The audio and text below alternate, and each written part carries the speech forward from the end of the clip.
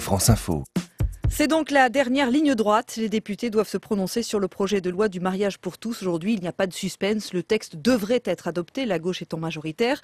Ce vote intervient dans un contexte toujours très passionné, 2 jours après les manifestations des anti- et pro-mariage pour tous. Nous recevons dans le studio de France Info Frigide Barjot, porte-parole de la Manif pour tous, fer de lance des anti-mariages. Bonjour. Bonjour. Je vous propose d'écouter ce dialogue que nous avons en quelque sorte provoqué entre 2 militants qu'a priori tout oppose. Bonjour Sébastien Baer. Bonjour Agnès. Vous avez donc provoqué cette rencontre. Oui, dimanche, tous les deux étaient dans la rue pour manifester à la même heure, mais pas au même endroit. Louis, 26 ans, enseignant en histoire, dans le cortège contre le mariage pour tous. Et Aurélien, 35 ans, photographe et militant d'Act Up, dans les rangs des manifestants favorables au mariage homo. Et évidemment, ces 2 militants ne sont pas d'accord. Des familles qui sont fondées uniquement d'un homme ou uniquement d'une femme, ou de 2 hommes ou de 2 femmes, on en a déjà plein l'annuaire. Et ces personnes-là ne demandent qu'une chose, c'est de pouvoir s'appeler légalement une famille. Non, on n'est pas d'accord sur la définition. Je crois que c'est d'ailleurs le cœur du problème. Parce que le mariage, c'est un homme et une femme en vue d'avoir un enfant. C'est le sens premier du mariage. Vraiment, ça n'a rien à voir avec la question de l'homosexualité. Notre position sur le mariage, c'est pas du tout une position sur les droits civiques des personnes, mais véritablement sur la distinction entre les différents types de couples. Quand on distingue entre les races, on est raciste. Quand on distingue entre les formes de couple, on est homophobe. Alors, le ton est donné, vous l'entendez. Louis se défend d'être homophobe. Simplement, il présente sa définition du mariage, point de vue que ne partage pas Aurélien. Le mariage n'est pas avant tout un contrat de vie entre un homme et une femme, même dans la République. Je vois que mon contradicteur hausse les sourcils. C'est vraiment une vision républicaine. Toutes les évolutions qu'ont pu connaître les familles, qui sont réelles, n'ont pas ôté au mariage cette spécificité. Si on doit se fonder sur l'histoire pour décider de ce qu'est le mariage aujourd'hui et ce que sera le mariage demain, ça vous... Je pense que l'enfant doit avoir un référent paternel et maternel dans sa cellule familiale. J'ai énormément d'amis à qui il a manqué ou un père ou une mère, ou bien à la suite d'une séparation, ou bien à la suite d'un veuvage. Eh bien, c'est une souffrance. Je ne veux pas qu'un enfant soit privé d'un référent d'un sexe ou de l'autre. Je trouve que c'est une violence envers l'enfant. Vous parlez de violence quand vous dites qu'on va priver un enfant d'un référent d'un sexe et de l'autre. Pour un enfant, ce qui est normal, c'est ce qui se passe à la maison. Un enfant qui est élevé par 2 hommes ou qui est élevé par 2 femmes va trouver complètement normal d'être élevé par 2 hommes ou 2 femmes. Il y a une éducation à faire sur le fait qu'un couple homosexuel est normal, a le droit de se marier et peut avoir des enfants.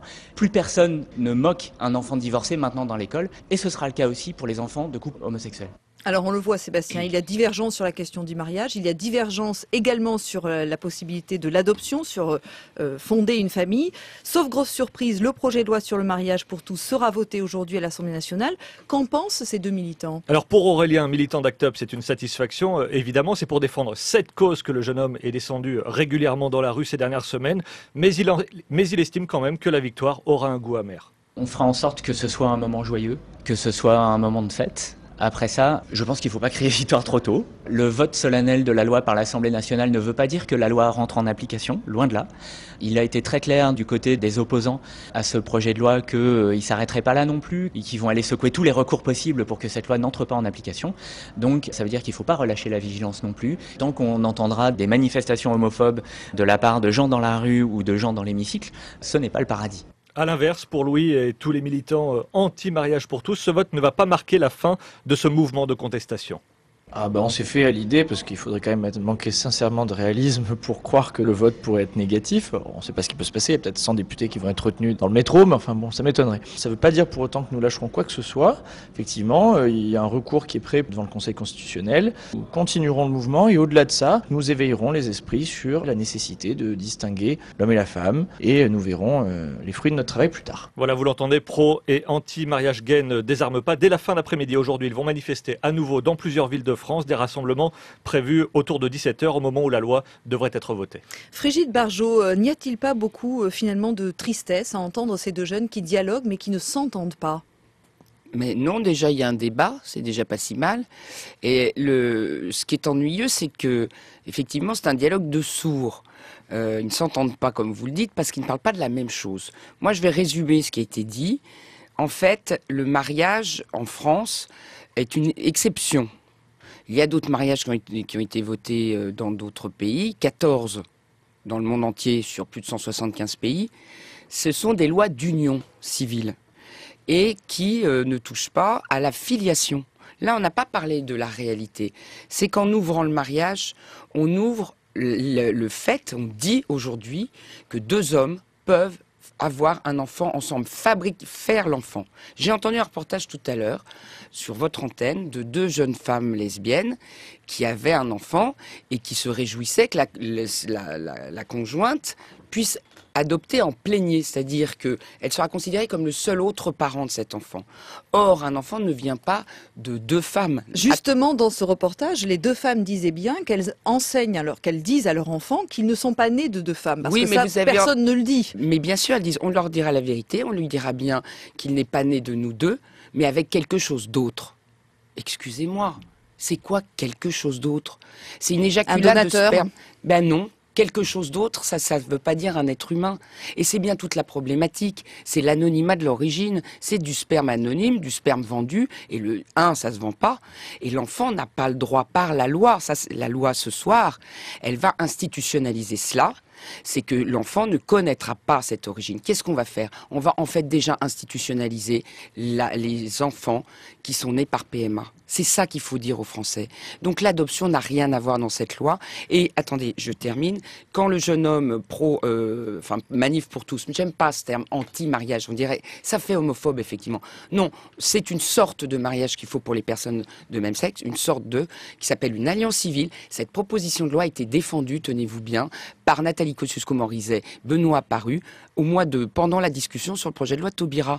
Qu'attendons-nous? Nous demandons au président de la République de faire trancher les Français entre une alliance civile égalitaire totalement jusqu'à la prestation compensatoire, mais qui n'ouvre pas la filiation. Donc on ne touche pas au mariage, institution française de la filiation biologique. Alors, la loi sera adoptée ce soir.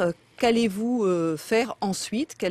Comment allez-vous poursuivre le combat si vous entendez le poursuivre? Mais bien évidemment, parce que je viens de vous parler de quelque chose de fondamental.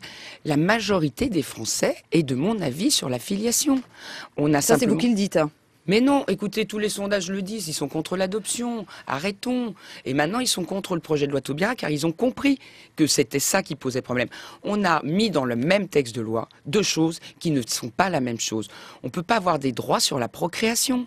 C'est l'ouverture. La PMA, pour l'instant, n'est pas dans la loi. Elle sera pour la fin de l'année. Je viens de vous expliquer que juridiquement, ça sera fait puisqu'on institutionnalisera par l'adoption par le conjoint, l'adoption plénière, le fait qu'il est né par PMA, par donneur anonyme. L'origine paternelle sera niée.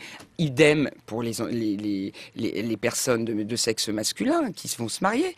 Leur enfant né par GPA, il sera leur enfant. Donc ça sera institutionnalisé de fait. Il n'y aura plus qu'après qu'à voter ce sera les tribunaux. Je vais vous dire, cher ami, ce sont les tribunaux qui seront saisis par les couples de lesbiennes ou de gays, hommes, qui diront, bien sûr, puisque vous êtes mariés de la même façon que les autres couples, vous avez droit de procréer et voici vos droits de procréation. Alors comment entendez-vous poursuivre le combat après l'adoption de cette loi? Eh bien, comme nous le faisons aujourd'hui, il se lève un mouvement extrêmement pacifique, des veilleurs notamment. Nous allons continuer des manifestations de très grande ampleur. On a encore nié l'ampleur de dimanche. Savez-vous que la loi a été précipitée à l'Assemblée nationale, que nous avons organisé une manifestation à Paris pendant que les gens étaient en vacances dans les autres régions, une manifestation en 3 jours. On a été beaucoup plus nombreux que la première manifestation régionale du 17 novembre. On a dépassé les 200 000 ou 250 000, sans tracts, sans affiches, sans rien. Il faut comprendre que c'est une vague de fond et que donc nous continuerons à manifester pacifiquement. Et les extrémistes et les gens qui veulent profiter de tout ça pour déstabiliser la démocratie, eh bien, ils n'ont pas leur place et ils seront mis hors d'état de nuire et M. Valls s'en occupera très bien. Par ailleurs, je dis que la violence, elle vient du fait d'imposer cette loi contre la volonté majoritaire des Français et de ne pas discuter. Donc c'est Monsieur le Président de la République qui doit apaiser le débat et retrouver le consensus en donnant la parole aux Français par référendum. Vous allez donc continuer la mobilisation, vous demandez un référendum. Vous, personnellement, on a vu votre personnalité émerger durant cette campagne. Est-ce que vous allez vous lancer en politique? Vous avez parlé d'une candidature éventuelle en 2014 à Paris. Nous sommes déjà en pôle éthique, mais nous faisons de la pôle éthique, sur les valeurs fondamentales, les valeurs morales, la transparence, la démocratie, la liberté. Est-ce que vous serez candidate à Paris en 2014 ? Tout va dépendre de qui seront les candidats. Nous, on n'est pas là pour prendre la place des partis. Je ne veux pas aller au pouvoir, c'est pas notre ambition. Notre ambition, c'est que ces fondamentaux, ces convictions, ces convictions de respect de la dignité humaine fondamentale soient portées par les candidats. Ceux qui porteront Et ceux qui auront combattu la loi ou qui seront sur l'alliance civile et qui diront qu'après on verra la filiation, eh bien, et constitutionnaliseront le mariage homme-femme, eh bien, ceux-là seront soutenus. Même les candidats du Front National ? Ils ne seront pas seulement soutenus, non. Alors à ce moment-là, on ne pourra pas les laisser seuls. Ils sont un peu réduits. Enfin, comment dire, ils sont pas très fédérateurs, hein, le Front National. Donc on ne peut pas leur laisser que ce débat qu'à eux, parce qu'effectivement, ça provoque trop de rejet.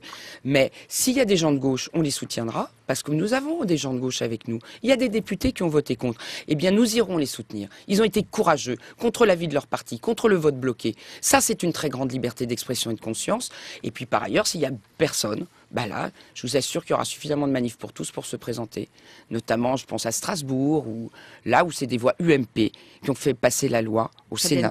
Merci beaucoup, Frigide Barjot, d'avoir été en direct ce matin sur France Info. Merci.